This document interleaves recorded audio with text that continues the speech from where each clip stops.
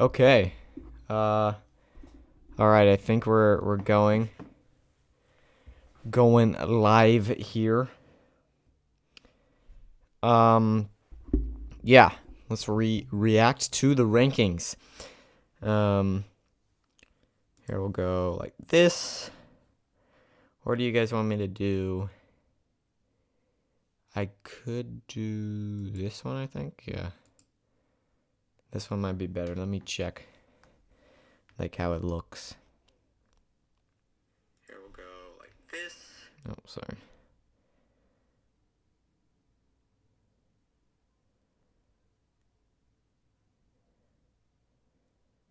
Okay. Yeah, that looks good. Okay. 7 through 25. So let's see how it's looking. After 12 weeks of football, we only have one more week. That's championship week. But yeah, getting right into it. NC State moves up after their win against North Carolina. North Carolina moves down 6. Mississippi State getting in there now. I want to see are they going to put South Carolina in here? I feel like they should have done it maybe around in this 21 to 25 spot. So I want to see, do they put him even higher? Or do they just not put him in at all? Here, we'll just mute that. Oregon moves down 7 spots. They might be the biggest team to move down, which, I think they should have moved down when they lost to Washington and moved down more. There is South Carolina, number 19 now, actually, after beating 2 top 10 teams in a row. So South Carolina moves up to number 19, and I guess these aren't the final rankings, but they kind of are for a lot of teams. UCLA sitting there, Oregon sitting there at 16, 17. Tulane, I think they might be the highest non-Power 5 team, sitting at 10 and 2. And I think they'll match up with Cincinnati again in the American, in the American Championship, I believe. I don't know. I think so, yeah. Let's move on. Where's our next? Wow, they talk about this a lot. Okay. Here we go.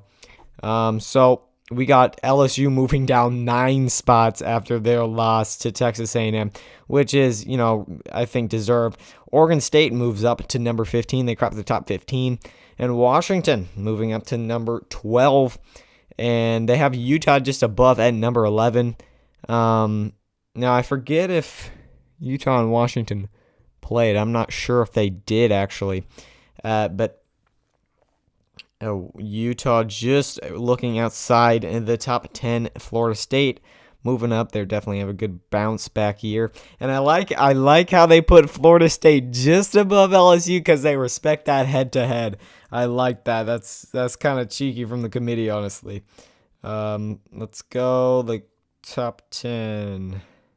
How they do it like one by one. Okay, Kansas State going in there, and that's big for TCU to bolster their resume, get a top 10 win. They have Clemson at number 9.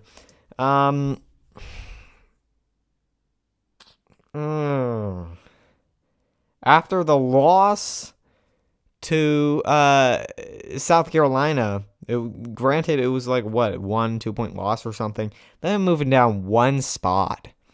Looking at these other I feel like maybe Utah and Washington should have cracked the top 10.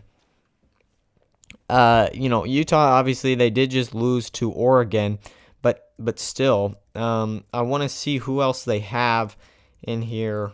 They have Penn State rightfully moving up to number 8 right there. So I like that they did that. Move on here. Tennessee at number 7. That loss to South Carolina just knocked them kind of out of the playoff race, I think.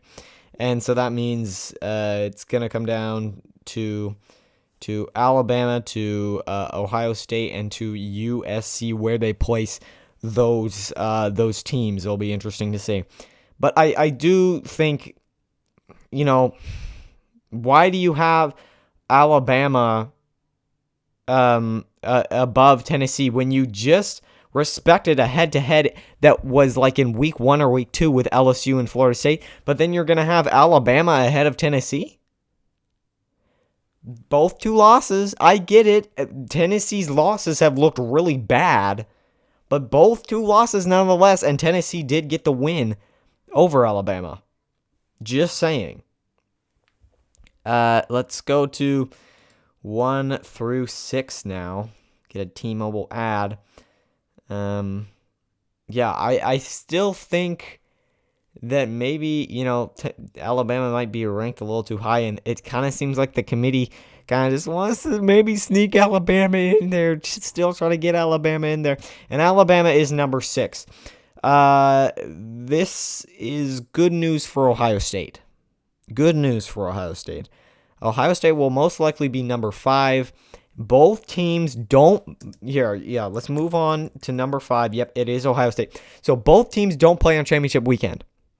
But if you say, USC loses to Utah, which is a real possibility, it only makes sense that they just put Ohio State one spot ahead, slap Ohio State into that number 4 spot. Good news for Ohio State and kind of bad news for Alabama if they were hoping to sneak in there.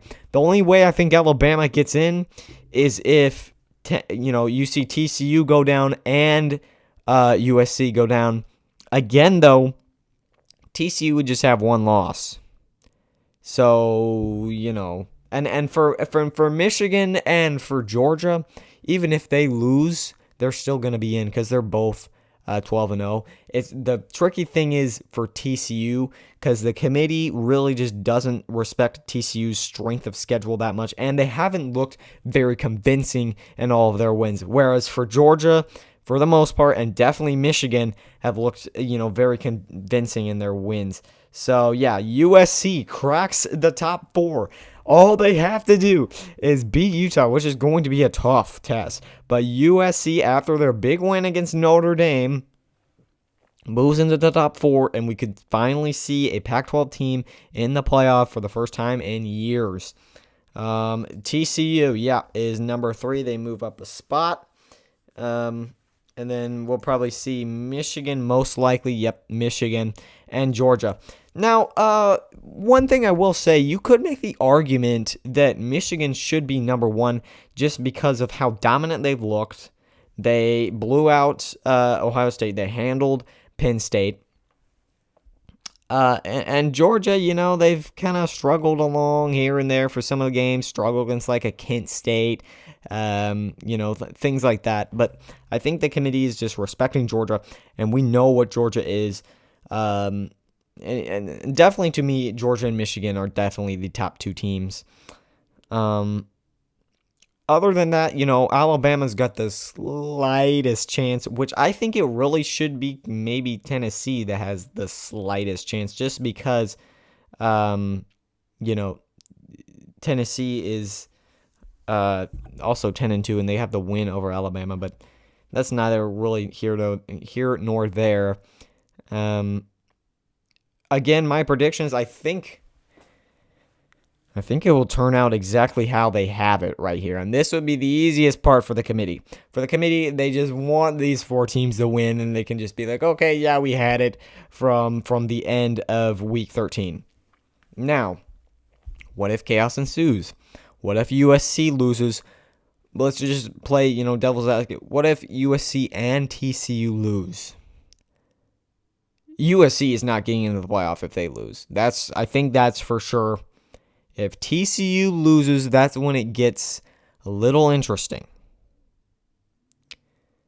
Obviously, Ohio State would move in. They would probably move into the 3 spot. Then it would be a conversation, I think, of Alabama and TCU. Who gets in?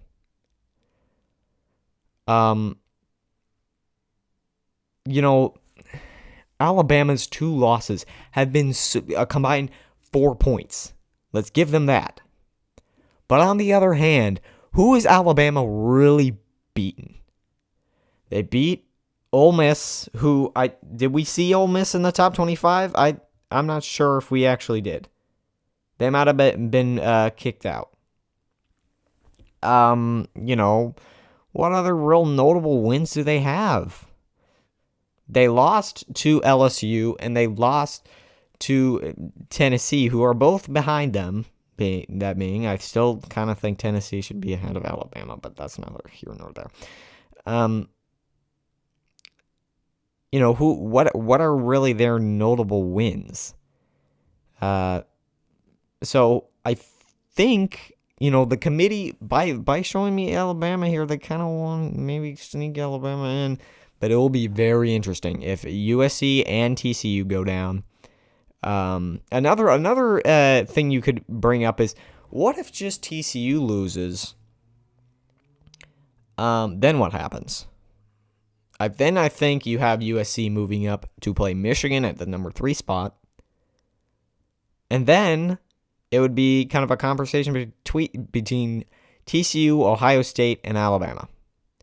Ohio State, looking at their wins, they have win against Notre Dame, win against Penn State, where we just saw Penn State's like number 8. So that's a good win.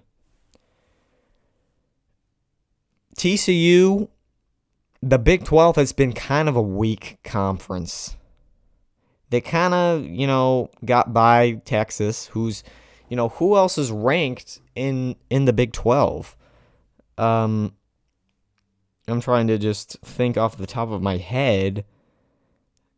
And no Oklahoma State, no Baylor. Obviously, Baylor's been a disappointment. Kansas State, you got the win over for Kansas State. Would Kansas State kind of have an argument? I don't know.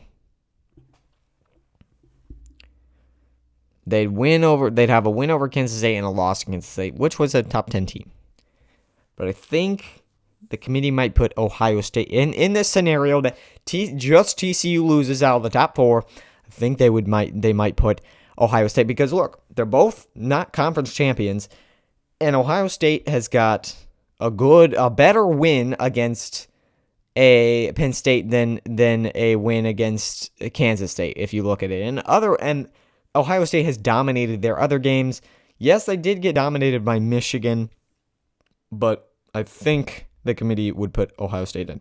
Look, to me, Ohio State's got a very good chance because the TCU and USC kind of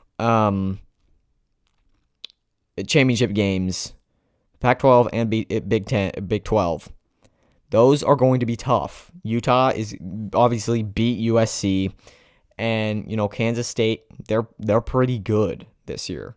So and TCU has been definitely vulnerable. Yeah, I think that is let's go here. Yeah, I think that's just about it. I'm in the stream. I got a lot of things going on right now, but with playing the colleges and all this stuff. But I think that's gonna do it. To me, you're looking at the committee is probably praying for, okay, just have the top 4 teams that we put in right now, just have them win. If chaos breaks loose, if I already broke it, if USC loses, they're out and Ohio State's in. If TCU loses, it becomes a big conversation between TCU and Ohio State. I think they'd give the edge to Ohio State. Yeah, that's going to be it. Thank you all for watching, and yeah, peace.